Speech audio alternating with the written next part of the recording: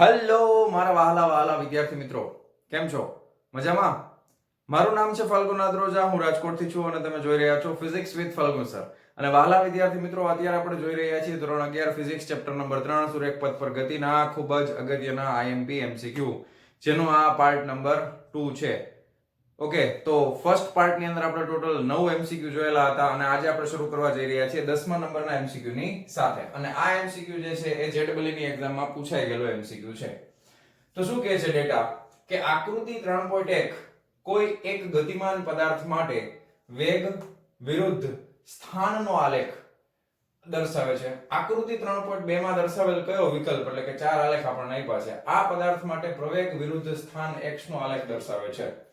Okay, હવે તમને જે ગ્રાફ આપ્યો છે એ વેગ વિરુદ્ધ સ્થાનનો આલેખ છે અને તમારે ગોતવાનો છે પ્રવેગ વિરુદ્ધ સ્થાનનો આલેખ. વેગ વિરુદ્ધ સ્થાનમાંથી કેમાં જવાનું છે? પ્રવેગ વિરુદ્ધ સ્થાનમાં જવાનું છે.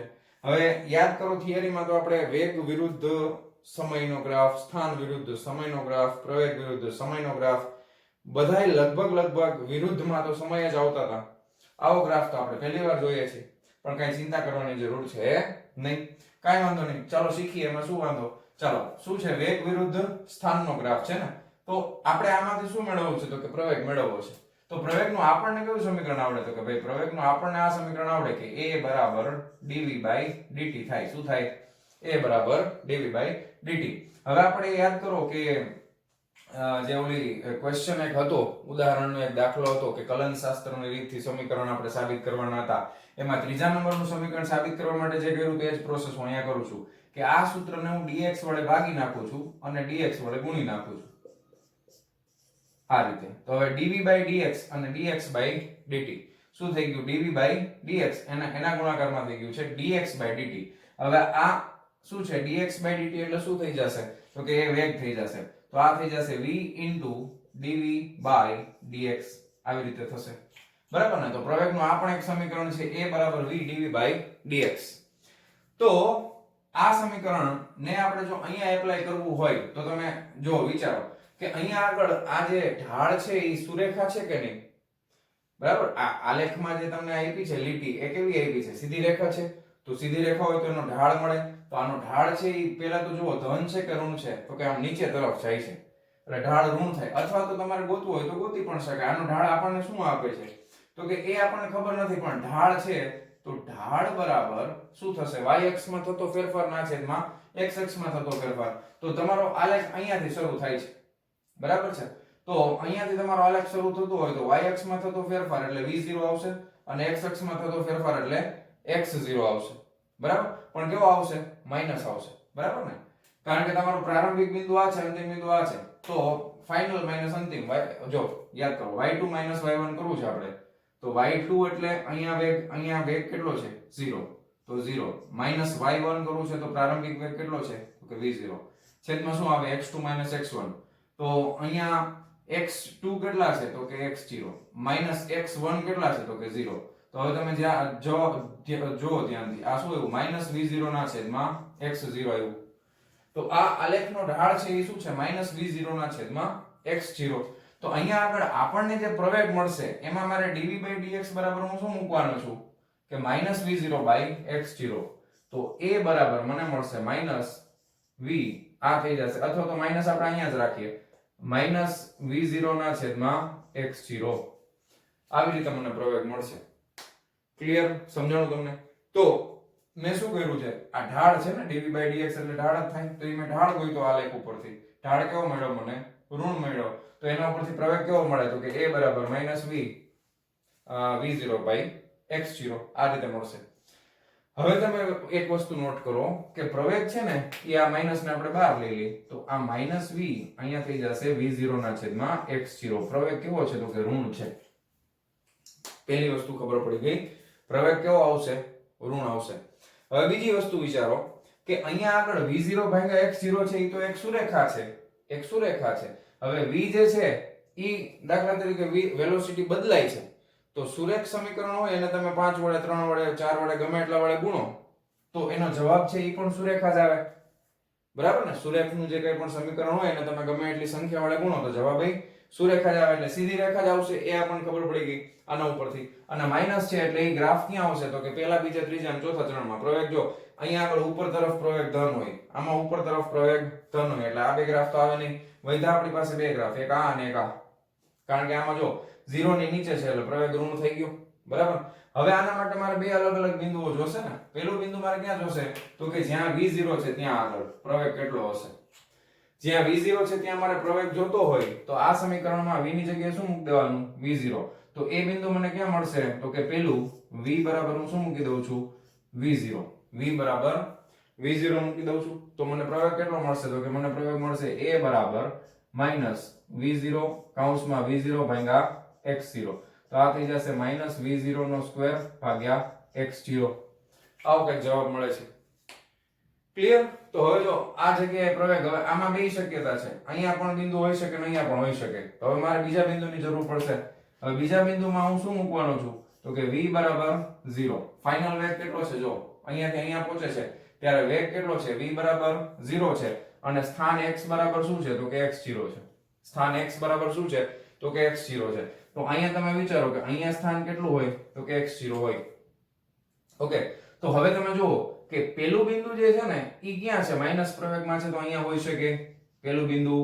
અને બીજું બિંદુ છે એમાં વેગ તો 0 થઈ ગયો કારણ કે આ જો અહીંયા 0 છે તો વેગ તો એટલે અલ્ટિમેટલી તમે જુઓ કે v બરાબર 0 માટે પ્રવેગ કેટલો થઈ જશે 0.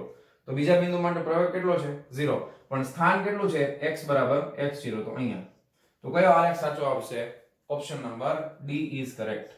આ જવાબ સાચો આવશે. હવે આ IIT JEE ની એક્ઝામમાં પૂછાઈ ગયેલો MCQ છે. ક્લિયર છે? ઓકે, તો ફટાફટ નોટ ડાઉન કરી લ્યો તમારી બુકમાં, વિડિયો પોઝ કરીને લખી નાખો. ચાલો જવા દઉં છું. ચાલો વિદ્યાર્થી મિત્રો, નેક્સ્ટ MCQ. આકૃતિમાં x અક્ષ પર ગતિ કરતા એક કણ માટેનો સ્થાનાંતર વિરુદ્ધ સમયનો ગ્રાફ આપેલો છે. આ સ્થાનાંતર વિરુદ્ધ સમયનો ગ્રાફ છે. આ ગ્રાફ પરથી કહી શકાય કે કણ ધન x દિશામાં સતત ગતિ કરે છે, કણનો વેગ t0 સમય સુધી વધે છે અને પછી અચળ થઈ જાય છે. કણ સ્થિર છે, કણ t0 સમય સુધી અચળ વેગથી ગતિ કરે છે અને પછી તેનો વેગ શૂન્ય થાય છે. તો તમે જોઈ શકો છો કે સ્થાન વિરુદ્ધ સમયનો આલેખ અને શરૂઆતમાં જે સુરેખા મળે છે ઢાળ વાળી, તો એ ઢાળ આપણને શું આપે છે તો કે y અક્ષમાં થતો ફેરફાર છેદમાં x અક્ષમાં થતો ફેરફાર એટલે સ્થાનાંતરમાં થતો ફેરફારના છેદમાં સમયગાળો એટલે શું આપે છે તો કે વેગ. અને એ કેવો વેગ હશે તો કે અચળ વેગ. તો આ જે ઢાળ છે એ આપણને શું દર્શાવે છે તો કે આ અચળ વેગ દર્શાવે છે. શું દર્શાવે છે? અચળ વેગ. હવે અહીંયા તમે જુઓ કે t0 સમય પછી સમય પસાર થતો જાય છે પણ સ્થાનમાં કોઈ ફેરફાર થતો નથી એટલે અહીંયા આગળ વેગ v બરાબર શું થઈ જશે, 0. ઓકે, તો કયો ઓપ્શન સાચો આવશે તો કે કણ t0 સમય સુધી અચળ વેગથી ગતિ કરે છે અને પછી તેનો વેગ 0 થાય છે. એટલે અહીંયાથી એનો વેગ કેવો થઈ જશે 0, કારણ કે સ્થાન વિરુદ્ધ સમયના આલેખનો ઢાળ આપણને શું આપે છે, વેગ આપે છે. એટલે ખાસ ધ્યાન આપવાનું. ઘણા વિદ્યાર્થી મિત્રો શું છે મોસ્ટલી બી ટીક કરીને આવે કે કણનો વેગ t0 સમય સુધી, વેગ આમાં ક્યાં વધે છે, બરાબર. આ તો વેગ અચળ છે, બરાબર. સ્થાન વિરુદ્ધ સમયના આલેખનો ઢાળ અચળ હોય એટલે વેગ અચળ છે. સીધી રેખા આવે, સોરી, એટલે વેગ કેવો હોય, અચળ હોય. તો આ ખાસ ધ્યાન રાખજો, બી ટીક કરીને નહીં આવવાનું. શું આવશે? ઓપ્શન ડી, કણ t0 સમય સુધી અચળ વેગથી ગતિ કરે છે અને પછી તેનો વેગ 0 થાય છે. ઓકે, તો ફટાફટ નોટ ડાઉન કરી લ્યો. ચાલો જવા દઉં છું. ચાલો વિદ્યાર્થી મિત્રો, 12મા નંબરનો MCQ શું કહે છે? એક પદાર્થનું સ્થાનાંતર મીટરમાં અને સમય સેકન્ડમાં સાથે નીચેના સૂત્ર મુજબ બદલાય છે. હવે આપણને સમીકરણ આપી દીધું છે તો આ પદાર્થ સ્થિર થવા માટે કેટલો સમય લેશે? હવે આને આપણે સ્થિર કરી દેવાનું છે. તો સૂત્ર લખી નાખીએ -2/3t² + 16t + 2. હવે સ્થાનાંતર કરે છે તો વેગ હશે ને એની પાસે. સ્થાનાંતર કરતો હોય તો વેગ હોય ને, હોય કે નહીં? ચાલો, તો વેગ મેળવવા માટે કલન શાસ્ત્રનો ઉપયોગ કરવો પડશે. શું કરવું પડશે? વિકલન. તો v બરાબર dy/dt, સમયની સાપેક્ષે આનું વિકલન કરવાનું છે. તો dy/dt સમયની સાપેક્ષે વિકલન કરવું છે. -2/3 અચળ છે ગુણ્યા અહીંયા આગળ ઘાત આગળ આવશે એટલે બગડો આગળ અને એક ઘાત ઓછી થાય, બે માંથી એક જાય તો એક એટલે t ની એક ઘાત એટલે t થાય, પ્લસ અહીંયા 16t છે, 16 અચળ છે, t ની એક ઘાતનું વિકલન t થઈ જાય, પ્લસ 2 અચળ છે એટલે 0 થઈ જાય, બરાબર. તો આ થઈ જશે -4/3t પ્લસ 16. તો આ કોઈ પણ સમયે એનો વેગ આટલો હશે. હવે આપણને શું કીધું છે પ્રશ્નમાં કે આ પદાર્થને સ્થિર થવા માટે કેટલો સમય લાગશે? સ્થિર થઈ જાય છે એનો મતલબ એમ કે સ્થિર થઈ જાય એટલે વેગ કેટલો થઈ જાય ભાઈ 0 સ્થિર થઈ જશે તો વેગ કેટલો થઈ જશે 0 તો 0 બરાબર -4/3t + 16 બરાબર તો 4/3t બરાબર 16 થઈ જશે ચોકે 16 તો t બરાબર 4 × 3 4 તેરી 12 સેકન્ડ કારણ કે સમય કેમ આપ્યો છે સેકન્ડમાં ઓપ્શન એ ઇઝ કરેક્ટ એકદમ સિમ્પલ પણ બહુ સરસ એમસીક્યુ છે ચાલો ફટાફટ લખી નાખો વિડિયો પોઝ કરીને લખી નાખજો ચાલો જવા દઉં છું ચાલો વિદ્યાર્થી મિત્રો 13મા નંબરનો એમસીક્યુ પદાર્થનું સ્થાન સમય સાથે x = at² - bt³ અનુસાર બદલાય છે પદાર્થનો પ્રવેગ કયા સમયે શૂન્ય થશે આગળના એમસીક્યુ જોયો છે પણ સ્થાનમાંથી પ્રવેગમાં જવું છે એટલે કેટલી વાર વિકલન કરવું પડશે બે વખત પહેલી વાર કરશું તો શું મળશે વેગ બીજી વાર કરશું તો પ્રવેગ મળશે ઓકે તો ચાલો શરૂ કરીએ x = at²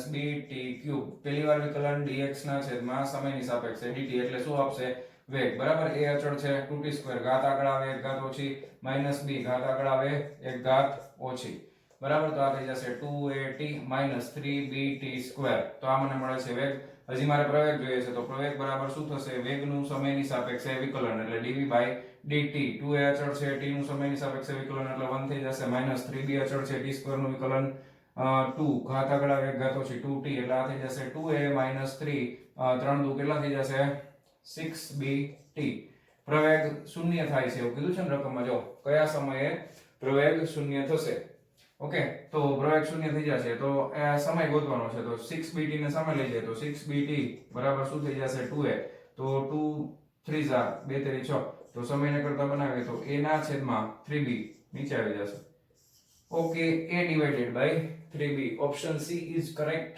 કયો ઓપ્શન સાચો છે c a ના છેદમાં 3b ઓકે કરી નાખો ફટાફટ ચાલો જવા દઉં છું ચાલો મિત્રો 14મા નંબરનો એમસીક્યુ શું કહે છે પદાર્થનું સ્થાન સમય સાથે x = at + bt² - ct³ અનુસાર બદલાય છે જ્યાં a b અને c ગતિના અચળાંકો છે જ્યારે પદાર્થનો પ્રવેગ શૂન્ય હશે ત્યારે તેનો વેગ ખાલી જગ્યા હશે પ્રવેગ શૂન્ય હશે ત્યારે વેગ કેટલો હશે એવું કીધું છે એટલે આપણે સ્થાન ઉપરથી વેગમાન વેગ ઉપરથી ક્યાં જશું તો કે પ્રવેગમાં જશું ચંદ્ર ઉપર નહીં વયા જાય બરાબર ને ચાલો તો વેગ બરાબર શું થાય dx/dt સમય પ્રત્યે વિકલન પહેલી વાર વિકલન કરીએ છીએ a અચળ છે t નું t પ્રત્યે વિકલન 1 થાય વત્તા b અચળ છે t² નું ઘાત આગળ આવે એક ઘાત ઓછી થાય વત્તા -c t³ નું શું થઈ જશે 3 આગળ આવશે ને એક ઘાત ઓછી થાય એટલે આ લખી શકાય a + 2bt - 3ct² તો આ મળી ગયો વેગ હવે આપણે ગોતશું પ્રવેગ તો પ્રવેગ a બરાબર શું થઈ જશે તો કે dv/dt વેગનું સમય પ્રત્યે વિકલન a અચળ છે 0 પ્લસ આનું 2b અચળ છે t નું વિકલન 1 થઈ જશે માઈનસ 3c અચળ છે t² નું ઘાત આગળ આવે ને એક ઘાત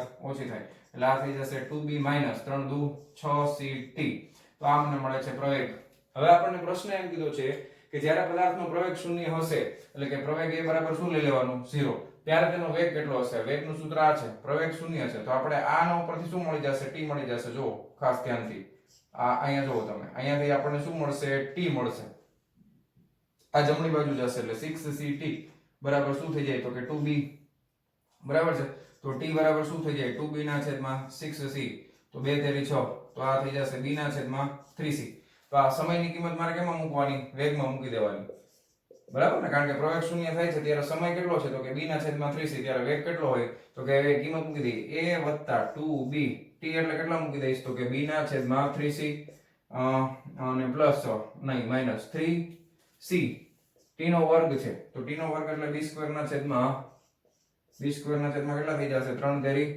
9 અને c² આવું થઈ જાય રેડી ક્લિયર છે ઓકે ચાલો તો વેગ લખીએ a વત્તા 2/3 b²/c માઈનસ 3 તેરી 9 એક એક c કેન્સલ એટલે આ થઈ જશે b²/3c okay a plus 2/3 b²/c minus b²/3c અચ્છા હવે અહીંયા જો લસા લઈ આવો આપણે બે માંથી એક જવા દો લસામાં 3c છે ને જો બે માં 3c છે આ તો એક એમનેમ છે એમાં કઈ નથી આપણે અહીંયા કઈ કરવાનું નથી તો આ 3c તો 2b² માંથી b² જાય એટલે કેટલા વધે એક b² વધે ને એટલે a plus b² ના છેદમાં 3c તો a પ્લસ બી સ્ક્વેર ના છેદમાં 3c.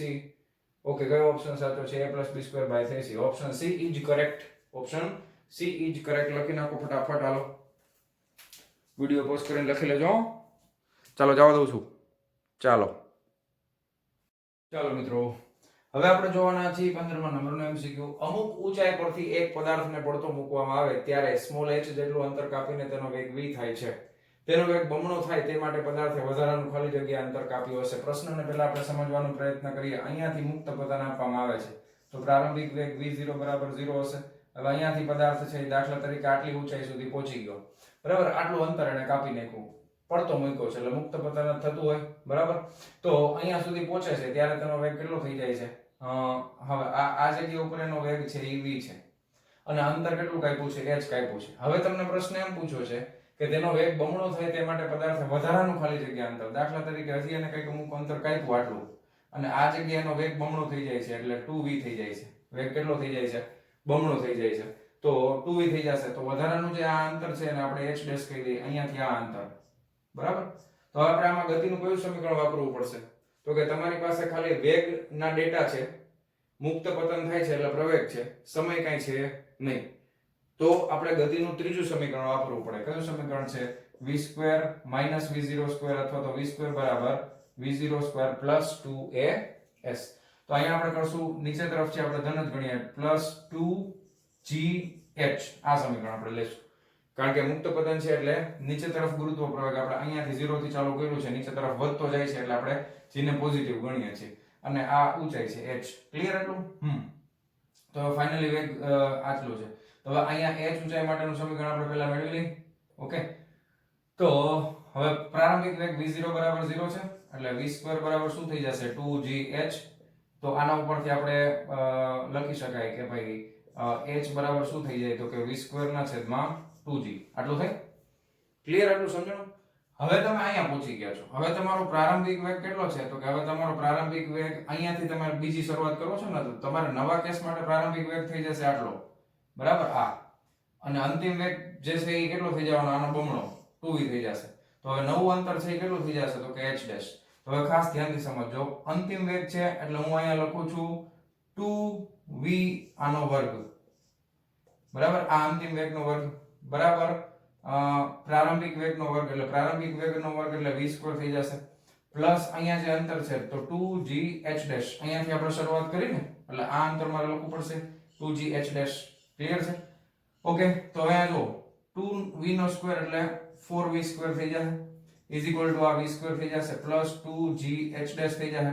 આ v² ને આ બાજુ લઈ લે એટલે 2gh ડેશ બરાબર 4 માંથી 1 જાય એટલે 3v² થઈ જાય, બરાબર છે. તો h ડેશ ને કરતા બનાવીએ તો 3v² ના છેદમાં શું થઈ જાય? તો કે 2g. 3v² ના છેદમાં 2g થઈ જશે. તો h ડેશ બરાબર 3v² ના છેદમાં 2g થઈ જવાનું છે. ક્લિયર છે? પાકું આટલું સમજાણું તમને? હવે જો આ v² ના છેદમાં 2g બરાબર તો શું છે? તો કે h છે. v² ના છેદમાં 2g બરાબર તો h છે. તો અહીંયા તમે જો v² ના છેદમાં 2g તો છે જ આપણી પાસે, તો આપણે અહીં કિંમત મૂકી દઈએ. h ડેશ બરાબર 3 h. ઓકે, h ડેશ બરાબર 3 h. તો નવું અંતર જે એને કાપ્યું છે અહીંયાથી આટલું જે અંતર છે એ કેટલું થઈ જશે? 3h થઈ જશે. આ વધારાનું અંતર આ છે તો એને કેટલું અંતર કાપવું પડે? 3h જેટલું અંતર કાપવું પડે. એકદમ સિમ્પલ કેલ્ક્યુલેશન છે. ઓકે, ફટાફટ થઈ જશે. ચાલો લખી નાખો ફટાફટ. ચાલો વિડિયો પોઝ કરીને લખી નાખજો. ચાલો જવા દઉં. ચાલો વિદ્યાર્થી મિત્રો, હવે આપણે જોવાના છીએ એમસીક્યુ નંબર 16. એક બોલ કેપિટલ A ને વેગ v0 થી ઉર્ધ્વ દિશામાં ફેંકવામાં આવે છે. આ જ ક્ષણે બીજો એક બોલ B ઊંચાઈ h પરથી મુક્ત પતન શરૂ કરે છે. તો t ક્ષણે b ની સાપેક્ષે એનો વેગ ખાલી જગ્યા છે. હવે તમે એક વિચારો, ખાલી આપણે કન્સેપ્ટને આકૃતિમાં ફેરવી નાખીએ અને પછી આપણે સમજીએ તો મજા આવજો. આ એક h ઊંચાઈ વાળી એક બિલ્ડિંગ છે.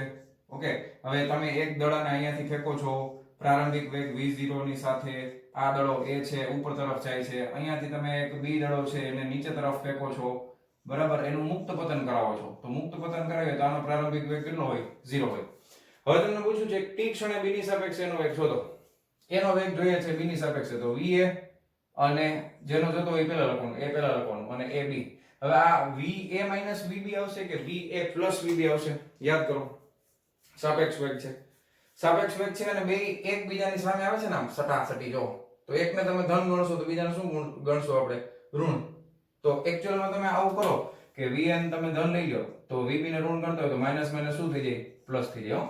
આ ધ્યાન રાખવાનું. બાકી તો બધું સાવ સિમ્પલ છે. સામે આવે છે સાપેક્ષ વેગ છે તો સરવાળો થશે હો, એટલે va પ્લસ vb થશે.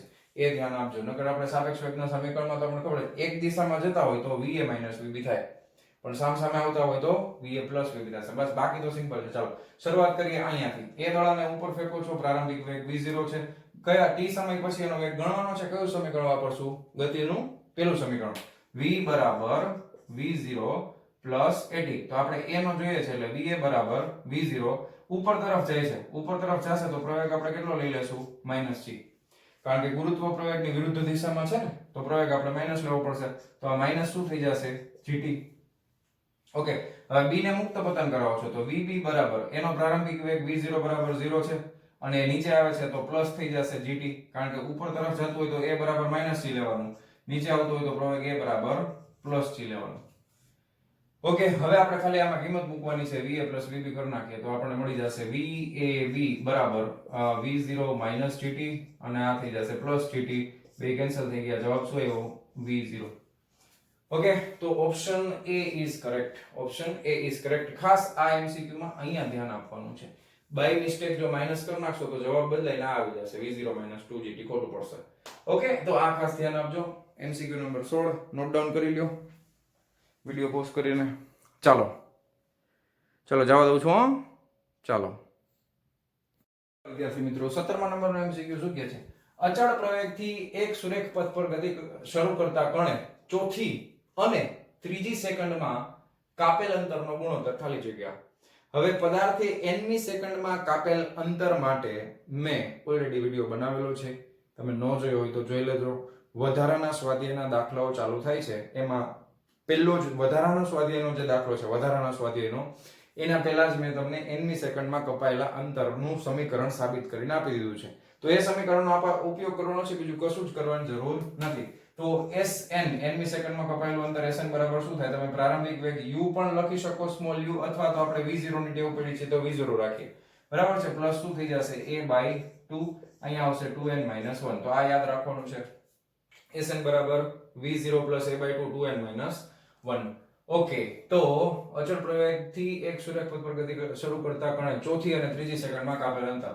ચોથી સેકન્ડ અને ત્રીજી સેકન્ડ. તો સૌથી પહેલા ચોથી સેકન્ડનું કરશું તો S4 ચોથી સેકન્ડ છે એટલે તો પ્રારંભિક વેગ છે એને આપણે અત્યારે 0 ગણી લઈ, કારણ કે બેમાં પ્રારંભિક વેગ હશે તો એ 0 જ ગણશું આપણે પ્રારંભિક વેગ. અચળ પ્રવેગી ગતિ છે તો a/2 ચોથી એટલે 4 દુ 8 - 1 એટલે કેટલા થઈ જશે? આ S4 નંબરની કેટલી થઈ જશે? 8 માંથી 1 જાય તો 7/2a. પછી એવી રીતના કઈ સેકન્ડ? ત્રીજી સેકન્ડ. તો ત્રીજી સેકન્ડ એટલે S3. તો પ્રારંભિક વેગ તો v0 જ ગણશું આપણે, તો a/2 પ્રારંભિક વેગ ત્રીજી સેકન્ડ છે ને, તો 3 દુ 6 - 1 એટલે 6 માંથી 1 જાય તો 5, તો 5/2a. તો આ S3. હવે આપણે ગુણોત્તર જોઈએ છે તો S4 ના છેદમાં S3. S4 કેટલા છે? 7 દુ 7a/2. હવે આને ઊંધા લખી નાખીએ તો 2 થઈ જશે અહીંયા અને 5 આવી જશે નીચે. તો આ a કેન્સલ થઈ ગયા, બગડો કેન્સલ થઈ ગયા. શું આવ્યું? 7 ના છેદમાં 5 છે. આ રહ્યું જો 7/5. Option A is correct. Clear? તો આ સૂત્ર આવડતું હોવું જોઈએ. જો યાદ ન હોય તો પાછો વિડિયો એકવાર જોઈ લેજો. વધારાના સ્વાધ્યાયનો પહેલો દાખલો છે, એના પહેલા જ તમને સમજાવ્યું છે. ઓકે, ચાલો લખી નાખો વિડિયો પોઝ કરીને. ચાલો જવા દઉં છું હા. ચાલો વિદ્યાર્થી મિત્રો, 18મા નંબરનો MCQ શું કહે છે? સ્થિર સ્થિતિમાંથી શરૂ કરીને એક કાર x જેટલા અચળ પ્રવેગથી ગતિ શરૂ કરે છે, પછી તે y પ્રતિ પ્રવેગથી ગતિ કરે છે અને સ્થિર થાય છે. જો આ દરમિયાન લાગતો કુલ સમય t હોય તો કારનો મહત્તમ વેગ કેટલો હશે? તો શરૂઆતમાં તમે સમજો કે ભાઈ શરૂઆતમાં પ્રારંભિક ગતિ માટે x જેટલો અચળ પ્રવેગથી ગતિ કરે છે ને, તો સ્થિર સ્થિતિમાંથી શરૂ કરે છે એટલે પ્રારંભિક વેગ આપણે ગણીએ તો v0 બરાબર 0 થશે.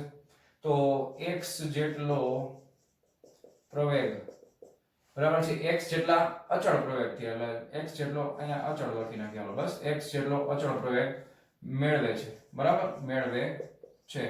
તો ધારો કે મહત્તમ વેગ છે એ કેટલો હોય તો કે v હોય તો અને તેના માટે લાગતો સમય ધારો કે t બરાબર આપણે t1 લઈ લઈએ તો શું કયું સમીકરણ મૂકી દેશું પહેલું સમીકરણ v બરાબર v0 at આ સમીકરણ મૂકાય હવે અહીંયા આગળ a બરાબર હું શું મૂકી દઈશ x જેટલો પ્રવેગ મેળવવાનો છે ને તો a બરાબર x થઈ જશે આ v બરાબર મહત્તમ છે v0 બરાબર 0 છે તો a ની જગ્યાએ આવી જશે x અને સમય કેટલો છે t ની જગ્યાએ આવી જશે t1 તો આટલું આપણને મળશે તો આના ઉપરથી તમે સમયને કરતા બનાવો તો t1 બરાબર શું આવે v ના છેદમાં x આવી જશે હવે તમે જો કે આ વેગ એને મેળવી લીધો ને મહત્તમ વેગ પછી એ અચળ પ્રતિપ્રવેગી ગતિથી શરૂ કરે છે તો પ્રારંભિક વેગ આ કેસની અંદર v0 બરાબર અડધી ગતિ પૂરી થઈ ગઈ હવે પ્રતિપ્રવેગી તો પ્રારંભિક વેગ છે એનો ફાઇનલ વેગ થશે ને પ્રારંભિક વેગ કેટલો થશે તો કે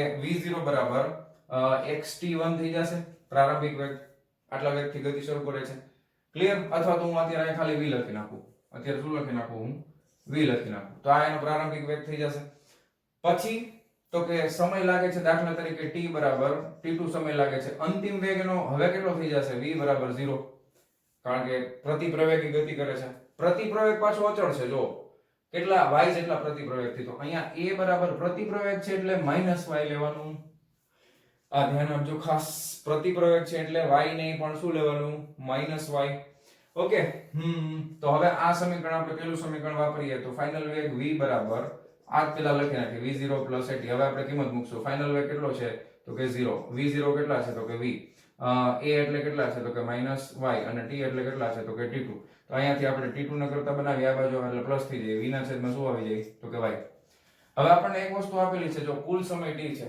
લખ્યું છે ને જો આ દરમિયાન લાગતો કુલ સમય t હોય તો તમે સમજો કે કુલ સમય બરાબર t બરાબર t1 t2 પ્રવેગિત ગતિનો અને પ્રતિપ્રવેગિત ગતિના સમયનો સરવાળો તો t1 t2 કરીએ તો શું થઈ જશે તો કે v ના છેદમાં x v ના છેદમાં y ઓકે v ના છેદમાં x v ના છેદમાં y v કોમન નીકળી જાય ઉપરથી v કોમન નીકળી જાય અહીંયા શું આવે 1/x 1/y લસા બસા લઈ લઈએ આપણે તો શું આવે લસામાં xy આવશે અહીંયા ઉપર x y આવી જાય તો આ થઈ ગયું t હવે મારે શું જોઈએ છે વેગ જોઈએ છે તો વેગને કરતા બનાવી દો સૂત્ર ઉપરથી v ને કરતા બનાવો આને કરતા બનાવો તો આ ચોકડી ગુણાકાર કરો તો ઉપર આવી જાય xy છેદમાં શું આવી જાય x y બરાબર ને અને t તો છે જ ગુણાકારમાં જો થઈ ગયું તો xy ના છેદમાં x y t option number b is correct okay b છે ને હા આમાં માઈનસ છે આમાં પ્લસ છે okay option b is correct આવી ગયું ને ચાલો બહુ સરસ એમસીક્યુ છે લખી નાખો ફટાફટ હાલો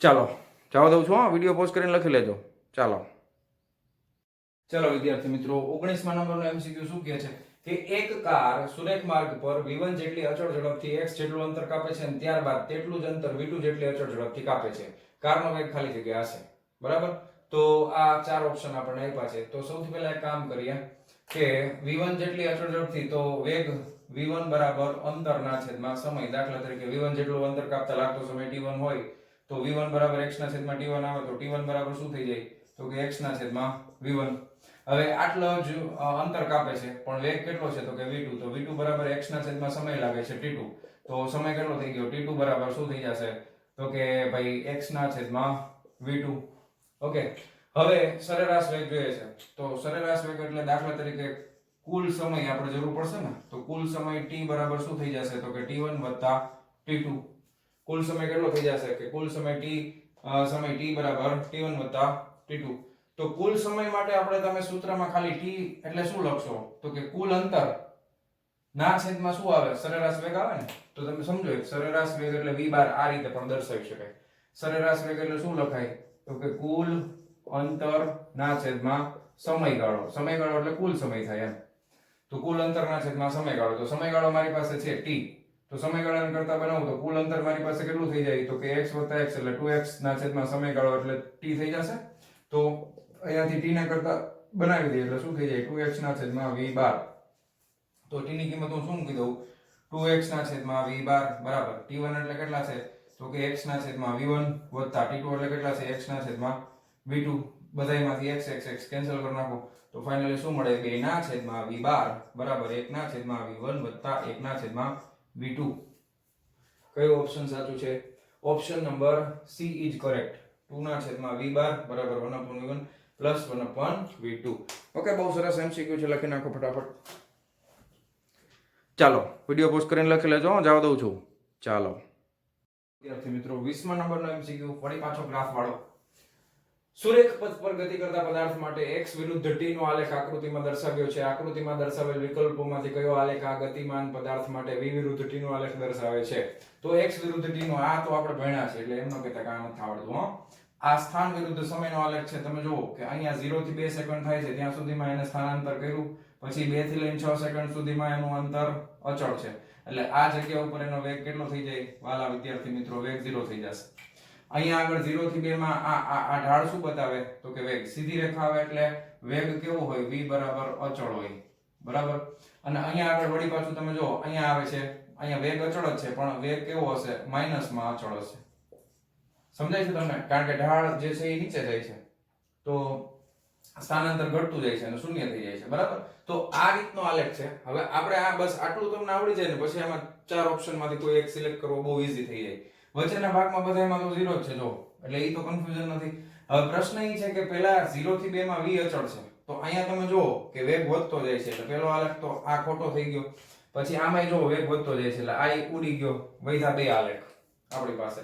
હવે વેગ અચળ અહીંયા પણ છે ને વેગ અચળ અહીંયા પણ છે, પણ એકમાં ધન છે ને એકમાં ઋણ છે. વેગ અચળનો મતલબ એમ કે આ સીધી રેખા હોવી જોઈએ. અહીંયા પણ સીધી રેખા છે પણ આ પોઝિટિવ છે, પણ આપણા જવાબમાં આ બીજું 6 થી 8 સેકન્ડમાં કેવું હોવું જોઈએ? નેગેટિવ. તો અહીંયા વેગ ઋણ છે, અહીંયા અચળ છે, એટલે ઓપ્શન કયો સાચો આવશે? Option D is correct. Okay, હવે તમને આવા એમસીક્યુ આવડી જવા જોઈએ. આ લેખને આપણે ઘણા બધા કરી લીધા છે, બરાબર. તો આ ખાસ ધ્યાનથી સમજજો. ઢાળ ધન છે એટલે વેગ અચળ છે પણ પોઝિટિવ આવશે. અહીંયા ઢાળ ઋણ છે, બરાબર, એટલા માટે વેગ અચળ પણ કેવો આવશે? ઋણ આવશે. અચળ એટલે વેગમાં કેવી રેખા આવે? સીધી. ક્લિયર? ચાલો તો નોટ ડાઉન કરી લ્યો ફટાફટ, વિડિયો પોઝ કરીને લખી નાખો. ચાલો જવા દઉં છું. હા, ચાલો વિદ્યાર્થી મિત્રો, બે એમસીક્યુ જ્ઞાન આધારિત પણ જોઈ લઈએ આપણે. એક દડાને ઉર્ધ્વ દિશામાં ઉછાળવામાં આવે છે. હવાના અવરોધને અવગણતા હવામાં દડાનો પ્રવેગ શૂન્ય હશે, સતત વધતો હશે, અચળ હશે, ઉપરની તરફ જતા વધશે અને નીચે તરફ આવતા ઘટશે. ઉપર ઉછાળો એટલે દડા ઉપર ગુરુત્વ પ્રવેગ લાગે, જેનું મૂલ્ય અચળ છે 9.8 મીટર પ્રતિ સેકન્ડનો વર્ગ. ઓકે, તો શું આવશે જવાબ? અચળ હશે, સિમ્પલ. પછી 22મા નંબરનો સોરી, ગતિ કરતા વાહનના ડ્રાઈવરને અકસ્માતમાંથી બચવા માટે તે નિરીક્ષણ કરે, વિચારે અને તેના અમલ કરવા જે સમય લાગે તેને ખાલી જગ્યા કહે છે. બ્રેક લાગવાનો સમય, ક્રિયા સમય, પ્રતિક્રિયા સમય કે ગતિનો સમય. થિયરી આપણને યાદ હોય તો આપણને ખબર જ હોય, એને કહેવાય પ્રતિક્રિયા સમય. ઓકે, તો આ બંને જ્ઞાન આધારિત એમસીક્યુ કહી શકાય. તમે ફટાફટ નોટ ડાઉન કરી લો. ચાલો વિડીયો પોઝ કરીને લખી લેજો. ચાલો જવા દઉં છું ને. ચાલો વિદ્યાર્થી મિત્રો, 23મા નંબરનો એમસીક્યુ શું કહે છે? સ્થિર અવસ્થામાંથી બલૂન જમીનથી ઉપરની તરફ 1.25 મીટર પ્રતિ સેકન્ડ સ્ક્વેરના અચળ પ્રવેગથી ઉડવાની શરૂઆત કરે છે. 8 સેકન્ડ બાદ બલૂનમાંથી એક પથ્થરને મુક્ત પતન કરવામાં આવે છે. પથ્થર કેટલા સમયમાં જમીન પર આવશે? સ્મોલ g બરાબર 10 મીટર પ્રતિ સેકન્ડ સ્ક્વેર લેવાનું છે. આ કયા બલૂનની વાત કરે છે? ઓલું તમે બધાએ જોયું હશે કે આ બલૂન હોય ને એમાં માણસો બેઠા હોય ને આમ પછી ઓલું નો સળગતું હોય, પછી આમ ગેસ ભરાતો જાય એટલે બલૂન ઉપર ઉડે, બરાબર. તો એ રીતનું કંઈક આ બલૂન છે, સમજો એવું કે અહીંયાથી ગતિની શરૂઆત કરે છે એટલે પ્રારંભિક વેગ એનો 0 છે અને અચળ પ્રવેગી ગતિ કરે છે ઉપર તરફ. એ બરાબર કેટલા છે? તો કે 1.25 મીટર પ્રતિ સેકન્ડનો વર્ગ છે. હવે આપણને એવું છે કે 8 સેકન્ડ બાદ એટલે t બરાબર 8 સેકન્ડનો સમય લાગે છે. ત્યાં સુધીમાં ધારો કે આ બલૂન ઉડતું ઉડતું અહીંયા ક્યાંક પહોંચી ગયું હશે. ફોર એક્ઝામ્પલ, ધારો કે અહીંયા ક્યાંક પહોંચી ગયું, બરાબર. અને અહીંયાથી તમે પછી એક વસ્તુને મુક્ત પતન કરાવો છો. તો પહેલા ખાસ ધ્યાન આપજો, આ દાખલો બે ભાગમાં કરવો પડશે. પહેલા આપણે બલૂન અહીંયાથી અહીંયા પહોંચે છે ત્યારે હવે અચળ પ્રવેગી ગતિ શરૂ જ છે એની, તો અહીંયા આગળ એનો કંઈક અંતિમ વેગ છે એ આપણે ગોતવો પડશે, બરાબર. અંતિમ વેગ છે એ ગોતવો પડશે, કારણ કે મુક્ત પતન તમે જે કરાવો ને તો તમે બલૂન ઉપર જાય છે ને મુક્ત પતન કરાવો છો, તો પથ્થરને હું મૂકી દઉં છતાં એનો પ્રારંભિક વેગ છે એ ઉપર તરફ હોય, કારણ કે બલૂન ક્યાં જાય છે? ઉપર તરફ. તો અહીંયા જે વેગ આવશે એ પથ્થરના મુક્ત પતનનો પ્રારંભિક વેગ આવશે, 0 નહીં આવે. એટલા માટે પહેલા આનું કેલ્ક્યુલેશન કરવું પડશે. ચાલો કરી નાખીએ, કાંઈ વાંધો નહીં. કેટલી હાઈટ સુધી ઉપર જાય છે એ પણ જોવું પડશે, કારણ કે પછી પથ્થર નીચે આવતો હશે ને, એટલે દાખલા તરીકે આ અંતર છે એને આપણે y કહી દઈએ. ઓકે, તો કેલ્ક્યુલેશન કરી નાખીએ. અંતિમ વેગ જોઈએ છે. પેલું સમીકરણ v બરાબર v0 પ્લસ at. બીજું કે અહીંયા બલૂન છે ને એ આટલા પ્રવેગથી જાય છે, તો અહીંયા ગુરુત્વ પ્રવેગને ક્યાંય પણ ધ્યાનમાં લેવાનો નથી બલૂનની ગતિ માટે. તો એ બરાબર ઉપર તરફ બધું ધન જ લેવાના છે આપણે. તો અંતિમ વેગ v બરાબર પ્રારંભિક વેગ v0 0 છે પ્લસ a * t એટલે 1.25 ગુણ્યા 8 બરાબર. તો 25 8 200 ને 8 8 એટલે આ 10 જવાબ આવશે. તો વેગ કેટલો થઈ જશે? 10 મીટર પ્રતિ સેકન્ડ. કેલ્ક્યુલેશન કરી લેવાની છૂટ, બરાબર. સાદા કેલ્ક્યુલેટરમાં થઈ જશે ફટાફટ. તો 125 8 એટલે ટૂંકમાં 10 જવાબ આવશે. 25 8 200 અને 8 1 8 એટલે 10 આવશે. રેડી? હાલો, તો અહીંયા આગળ એનો વેગ છે 10 મીટર પ્રતિ સેકન્ડ, 8 સેકન્ડ. હવે હાઈટ જોઈએ છે, તો અંતર બરાબર y બરાબર કેટલો આવશે? x બરાબર યાદ છે ને, x બરાબર v0t + ½ at સ્ક્વેર. હવે સ્થાનાંતર પ્રારંભિક સ્થાન 0 છે એટલે એને આપણે કઈ લેતા નથી, એટલે v બરાબર v0t + ½ at સ્ક્વેર. આ સમીકરણ આપણે મૂકી દઈએ. પ્રારંભિક વેગ 0 છે એટલે આ પદ ઉડી ગયું. તો y બરાબર કેટલો આવશે? 1/2. એ કેટલો છે પ્રવેગ? જોવો તો જરાક 1.25 અને એના ગુણાકારમાં t નો વર્ગ. t એટલે 8 ગુણ્યા 8 કરી નાખું છું, તો 2 ચોક 8 થઈ જાય, 8 ચોક 32. તો y બરાબર 1.25 ગુણ્યા 32 કરવું પડશે. કરી નાખીએ. કેલ્ક્યુલેટર રાખજો સાથે. 1.25 ગુણ્યા 32, તો આ થઈ ગયું 40 બરાબર. તો સ્થાનાંતર આ થઈ જાય છે 40 મીટર. આ આપણે પહેલો ભાગ કમ્પ્લીટ કર્યો. હવે બીજા ભાગ માટે છે ને ટેક્સ્ટ બુકમાં એક શોર્ટકટ મેથડ આપી છે, પણ એમાં સંજ્ઞા પદ્ધતિ એટલી બધી વિચિત્ર છે કે એમાં તમે 100% ભૂલ કરશો. એટલે હું મારી સલાહ એવી છે કે શોર્ટકટ મેથડને ભૂલી જાઓ, આપણે લોંગ કટ મેથડથી જ કરશું, કાંઈ વાંધો નહીં, એમાં કઈ બહુ વાર નહીં લાગે. હવે તમે જો અહીંયાથી આ જે અંતર છે ને, આ y બરાબર 40 મીટર છે બરાબર. હવે તમારે સમજવાનું કે અહીંયાથી પથ્થરને તમે ક્યાં ફેંકો છો? ખરેખર ઉપર.